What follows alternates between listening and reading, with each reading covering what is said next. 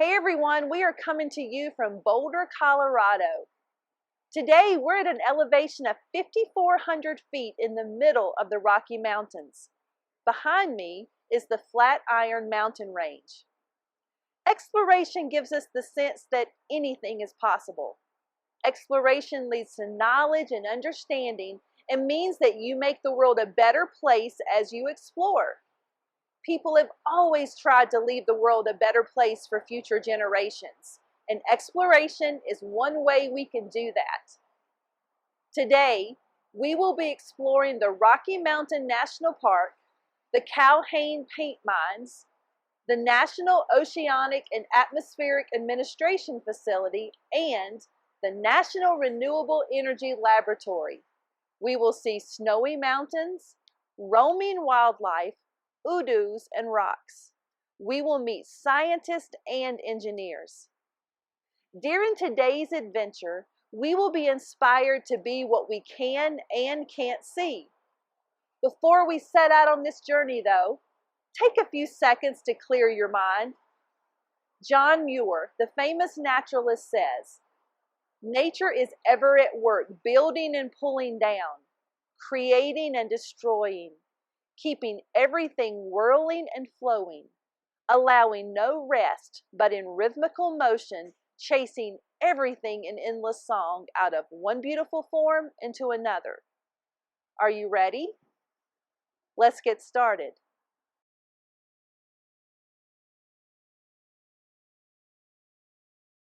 Rocky Mountain is one of the nation's highest national parks. At its highest point, it is 14,259 feet. There are 77 mountain peaks over 12,000 feet high. You will also find part of the Continental Divide in the boundary of the park. The park's highest points are accessible by horseback, on foot, or by car. But in the wintertime, the highest elevations are unreachable because of snow. You can ride on the most notable vehicle route, being the Trail Ridge Road. It is the highest continuous paved highway in North America. So, how did the Rocky Mountain National Park come to be? We have to go back to the early 1800s to find out. With the 1803 Louisiana Purchase, the U.S. government acquired the land now known as Rocky Mountain National Park. Spanish explorers and French fur trappers skirted the area during their wilderness exploration. In 1843, Rufus Sage wrote the first account of Rocky's wonders, and he called it Scenes in the Rocky Mountains. The Pikes Peak gold rush of 1859 drew hopeful miners and speculators.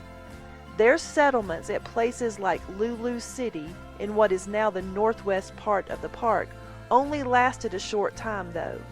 Harsh winters proved impossible for grazing, but the abundant bears, deers, wolves, and elk howled through the trees, and the mountains continued to draw Easterners impressed by the beautiful landscape. And mountain water proved more precious than gold. With the ranchers and hunters and miners and homesteaders came the tourists.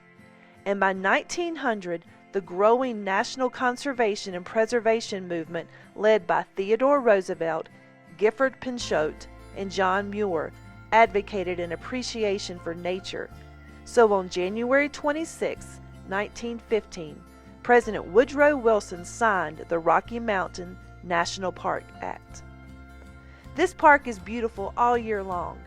There are many opportunities for family fun or solitary reflection. You can hike, ride bikes, swim, ski, sled, canoe, kayak, horseback ride, picnic, or just drive around. While we were there, playing in the snow was a great hit. We also found lots of ski enthusiasts on site. In the park, you will also find many beautiful animals. Here are a few that we encountered. Elk can be seen in the park all year long. In the summer, large herds are found in alpine areas and along the Trail Ridge Road. In the autumn, they gather at Horseshoe Park, Moraine Park, and the Upper Beaver Meadows. Mountain goat were first seen in Rocky Mountain National Park in 1979. A billy goat was seen and photographed on the ridge in 2006. The park managers introduced only 55 to 60 mountain goats, but today, thousands of them live in the mountains of Colorado. The dedication of Rocky Mountain National Park in 1915 and the removal of wolves resulted in a dramatic increase in the mule deer population. In 1930, an estimated 2,500 roamed the park. Today, several hundred mule deer reside in the park areas, and their population is believed to be stable or increasing. We also learned about the endangered greenback cutthroat trout. These trout are native to the river basins in Colorado's Front Range Mountains. It was listed as endangered in 1973, but downlisted to threatened when a recovery plan began in 1978. The greenback cutthroat trout's maximum size is 18 inches, and it has the largest spots of all cutthroats. Despite its name, though, the greenback cutthroat's back is not particularly green. Let's take a look at how a local volunteer group helped the greenback cutthroat trout get transplanted to their native habitat. We're going to start bagging fish. We're going to bag fish here. We're going to bag fish here. And when we have a bag of fish ready, we're going to want to stick it in a backpack and send it up the trail on someone's back. Okay, our crew knows how to do that. You want to temper that fish to the new water chemistry and temperature that they're going into. So the way we're going to do that, you're going to take your bag out of your pack. You're going to set it down on its side in the creek. Yeah, this is the greenback cutthroat trout is our state fish. They're the fish that evolved to live here in the South Platte Basin for thousands of years. But it only took a century and a half for folks to lead to their demise through timber harvest and heavy metal mining that happened in the mid part of the 1800s that wiped out a lot of our native trout.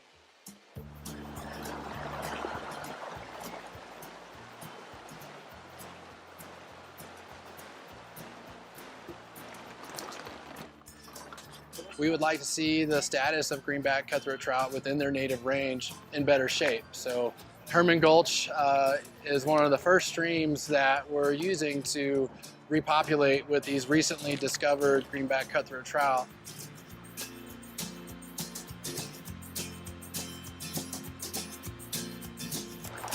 Oh my gosh!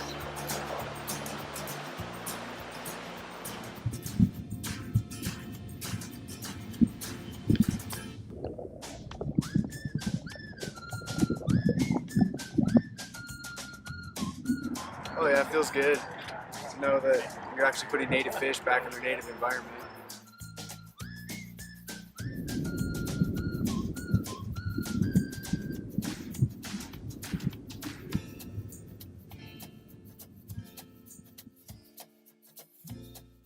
As we leave the Rocky Mountains National Park and move to other destinations within this virtual experience, I leave you with the words of John Muir.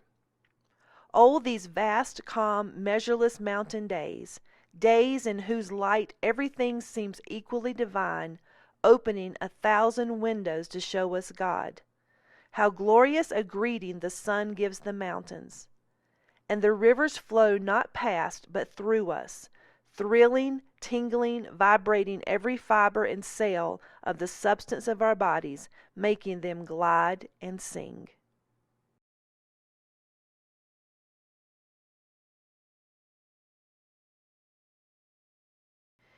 We left the beauty of the Rocky Mountains to travel to El Paso County, Colorado. There we found the Paint Mines Interpretive Park. I was so excited about this visit because I have always loved rocks. I think I passed it on to my grandson Oliver. One of our favorite things to do is look for rocks and collect them. So every time Steve and I are out on the road, I try to find rocks for him. This beautiful place tells the story of Native Americans. Located near the town of Calhoun, the Paint Mines Interpretive Park is about 750 acres and contains evidence of human life dating back 10,000 years ago. Native American tribes that have inhabited this area include Apache, Arapaho, Cheyenne, Comanche, Kiowa, and Ute.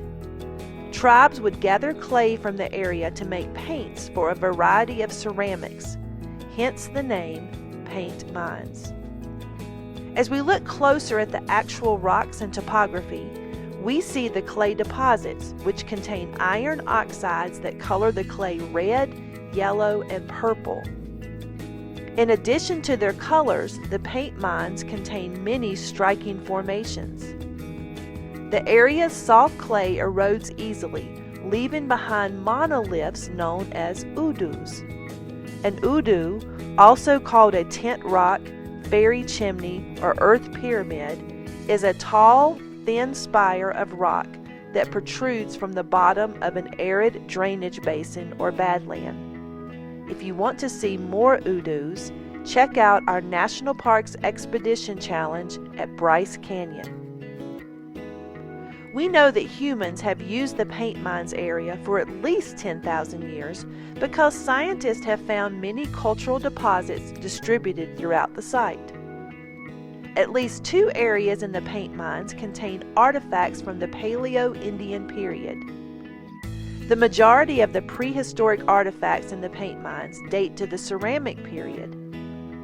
In the 16th and 17th century, the area was occupied by the ancestral Plains Apache. They were pushed out in the 1700s by the Comanche and Ute, who were in turn supplanted by the Arapaho and Cheyenne in the 19th century. In the late 1800s, white settlers began to move out the Native Americans. Starting in the 1880s, portions of the paint mines began to be homesteaded for farming and ranching. In 1903, people extracted clay from the paint mines for use in bricks and pottery. And in 1915, the Cowhand Fire Clay Company claimed the land in the eastern portion of the paint mines for a quarry. Today, the Paint Mines Trail is a 3.4-mile heavily trafficked loop trail that features beautiful flowers and is good for all skill levels. However, on this particular day, the temperature was -3, and with the wind chill, I'm going to say it was colder than that.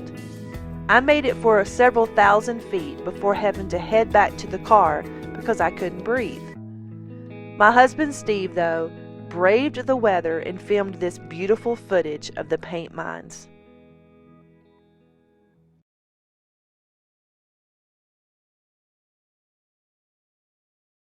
So we are actually here at the NOAA Research Center in Boulder, Colorado.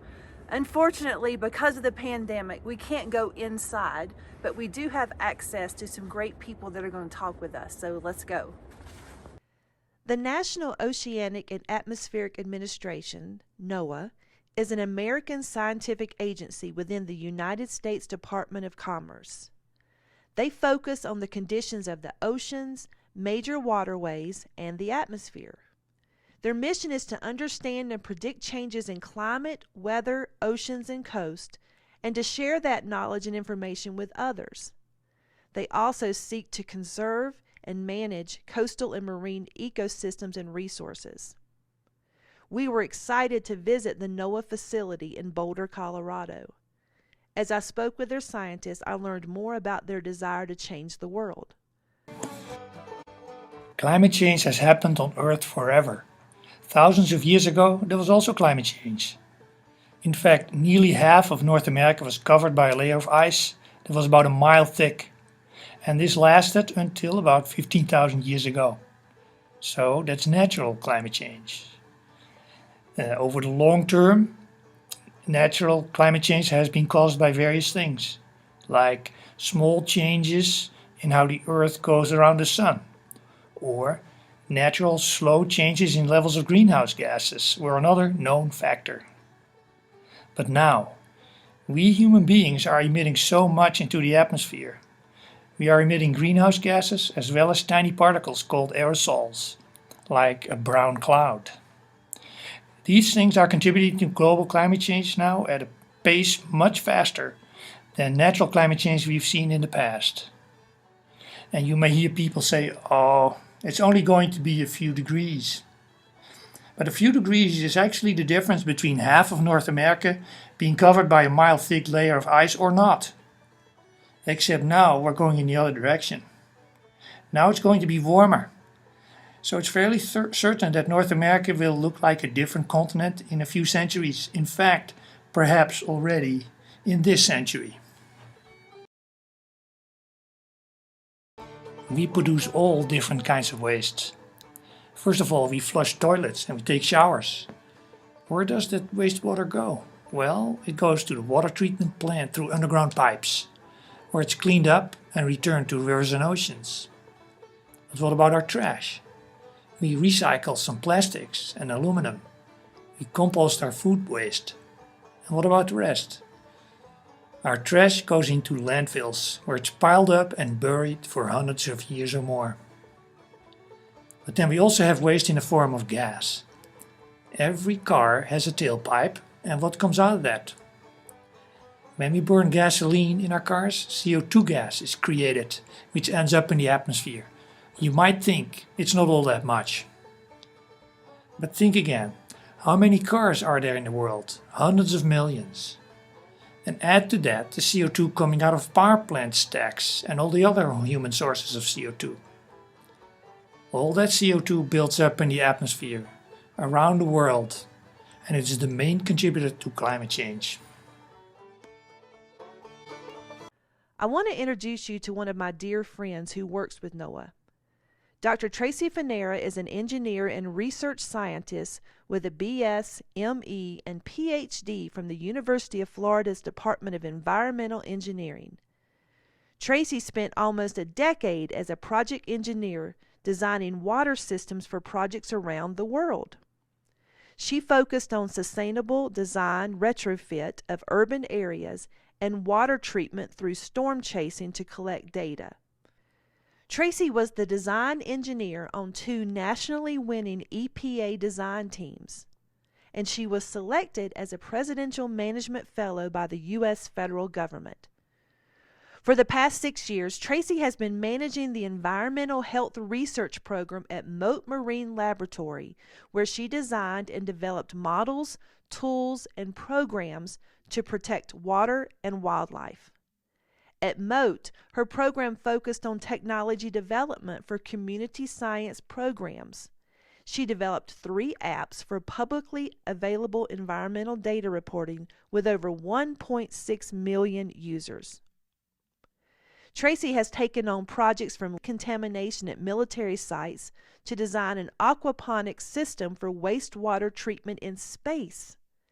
And now, Tracy is the Coastal Modeling Manager for the National Oceanic and Atmospheric Administration, developing systems in pursuit of a unified Earth systems model to answer big questions about biodiversity, climate change, and hurricane tracking. I, however, met Tracy while watching Search for the Mythbusters. She'll tell us a little bit about that too. Welcome, Tracy. So, Tracy, thank you so much for joining us today. And where are you joining us from? I am joining you from Gainesville, Florida, because right now the NOAA offices in DC are closed. Oh, that's true. We're here in Colorado, so we were at the Boulder NOAA, and we weren't allowed to go inside, but we were able to talk to some scientists. So we're talking to a group of middle schoolers, a lot of middle schoolers, and they're really interested in possibly taking your job away from you. So maybe not right this moment, but can you tell me just a little bit about maybe your middle school experience and how you decided you wanted to do what you do today? Yeah, I think it's really important to have an open mind as you're going through school and when you find something that you really love, whether it's the ocean or water or any part of science or business, whatever it is, you really have to follow that and allow yourself to change if that changes too. And that happened to me a lot throughout my career. I'm from Buffalo, New York, which is not on the ocean at all. So a lot of things throughout my journey had to happen to lead me to where I am now.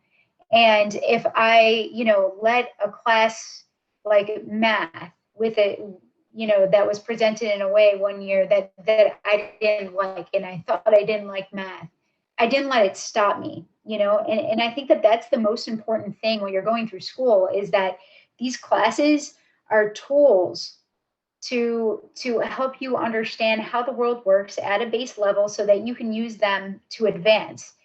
And a career in science shouldn't be stopped just because you don't like math or you have trouble in chemistry one year, because science is so broad and so diverse, and all of these scientific disciplines kind of they add up to a bigger picture of what you want to do. So you just go for your goals, whatever it is, and stay focused, even though I know how hard it is in middle school to do so.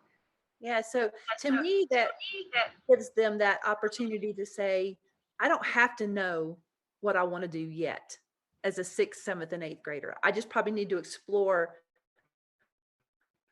all the fun things that are out there and then possibly move into something. So I told the kids that you did something really cool on TV. So can you tell them just a real quick little clip about your Mythbuster experience? Yeah, I mean, Mythbusters was great, but I've been on a ton of really amazing shows that really bring the natural world to people watching. Mythbusters was cool because it it teaches people without realizing that they're learning science. And I got to do some really cool things. And what I got out of that is the importance of building things, even at a young age, just, using Legos or getting an erector set or building a chair, anything where you can use your hands to create something that never existed before is is a major breakthrough for the rest of your life, because it's important to understand that you're not limited to what exists right now in the world. You can create the world that you want to see, and starting to build allows you to really envision that. Yeah, so you said a couple of other shows too. So what about Mission Unstoppable? Is that one of your? Yeah, so I was on Mission Unstoppable last season, which is just such an amazing show that highlights women in STEM fields, science, technology, engineering, and math. I was also on Awesome Planet, which is on Fox on Saturday mornings, and I had a show called Animal Outtakes where I was a co-host that aired on ABC. But this year, I'm on a show called Weird Earth on Weather Channel, a show called What on Earth on Science Channel, and this fall, Sci-Q, which will be on Fox on Saturday mornings, will be airing. Right. So here you are in middle school, liking science a little bit and doing your thing. Did you ever imagine that you would be an environmental scientist, an engineer, working for NOAA on television, all those things?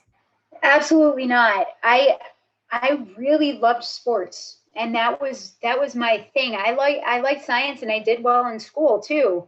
And there were a lot of expectations for me to do well, and it's so important to be around people and have somebody that believes in you, and it's important to believe in other people for the same reason, because that's why I did well in school.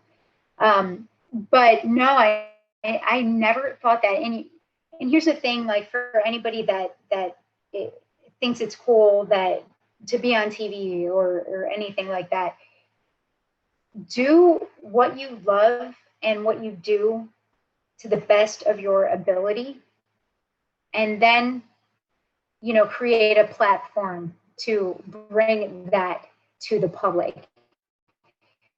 Don't try to fit in the pieces behind that, or just be an actor, but it's the same thing. You gotta hone your craft and be so good at it that people just come to you. And that's the biggest thing, is never have a goal for TV or fame or anything like that. Your goal should always be focused on making the world a better place, or just following that passion, whatever it may be. And it's important that you do follow that passion, even if it's not science, because it's really important um, to bring that science that you learned throughout your life and bring that connection with the natural world throughout your life, no matter what career path you choose, because we do need more, hairdressers and truck drivers and lawyers and doctors and estheticians and business owners to really understand how the world works. And so your path might lead you somewhere where you completely don't expect. And that's okay. And that's good. It's just, just don't give up on your dreams in the process. Make sure that that's what's, pushing you forward.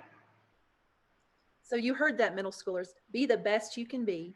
Don't start out looking for fame and fortune. Do what you do well. Try to change the world right where you are, and then opportunities may come your way. Well, Tracy, thank you so much for joining us. I know you are a busy, busy woman with all of your work at NOAA and all these other things, but we just really appreciate that you're always willing to take time to talk to kids. Of course. And send me any questions you guys may have. Thank you so much for having me. Thank you.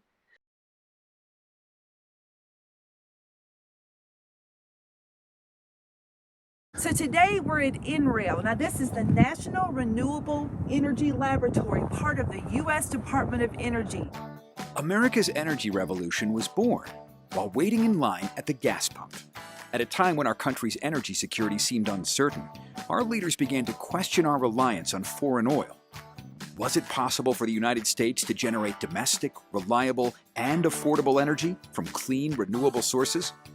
Could new energy technologies not only power our nation, but also our economy, creating millions of U.S. jobs, companies, and products? Meet the National Renewable Energy Laboratory, an organization tasked with transforming energy since 1977. NREL is one of the U.S. Department of Energy's 17 national research laboratories, and the only one solely dedicated to securing America's energy future through renewable energy and energy efficiency. Located in the hills of Golden, Colorado, NREL is changing the way we generate, consume, store, and distribute energy. Our major areas of research include renewable power sources, such as solar, wind, water, and geothermal. We're striving to increase energy efficiency through advanced manufacturing, building technologies, and federal energy management. To expand sustainable transportation options, we're pursuing biofuels, enhanced hydrogen infrastructure, and fuel cells. Ultimately, we are reimagining energy systems for the world by harnessing the power of data and computing and focusing on integrated solutions, along with grid modernization and security. NREL's cutting-edge facilities and world-class research staff enable partners to validate, model, and propose new ideas and products. By reducing risk, NREL saves companies precious time, money, and resources while collaborating to bring new technologies to market. And NREL provides critical technical assistance to communities, large and small, helping them solve their biggest energy challenges. The energy innovations we've enabled have created jobs, boosted economic growth, and strengthened energy security. Yet our work has only begun. While the oil embargoes of the 70s are in the past, emerging energy challenges confront us in the future. As the population grows and new technologies and devices are added to the grid, we must examine the effects, enhance security, and increase resilience within our most critical systems. And as environmental threats expand and human demands on urban centers increase, we need our grid to be adaptive, autonomous, and responsive. The Earth's most critical resources, including food and water, are under threat. We need more sustainable and efficient ways of generating energy that considers resource competition worldwide. NREL continues to anticipate these challenges, offering solutions through research, innovation, analysis, partners, and people.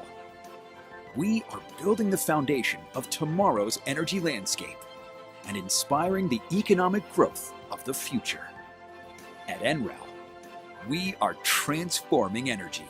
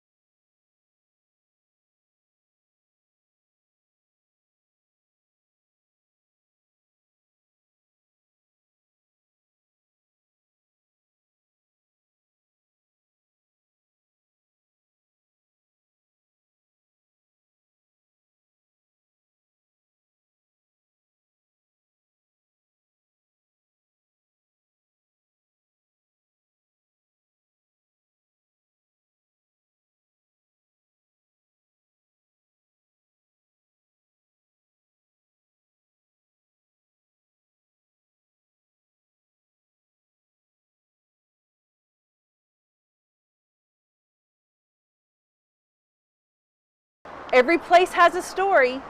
Thanks for listening to this one. I leave you with this. What stories can you tell about the place where you live? We must tell our stories now so that those in the future will know. It's our history. It's your history. What will you make of it? Be a good human. Until next time, this is Dr. Drizzle, out.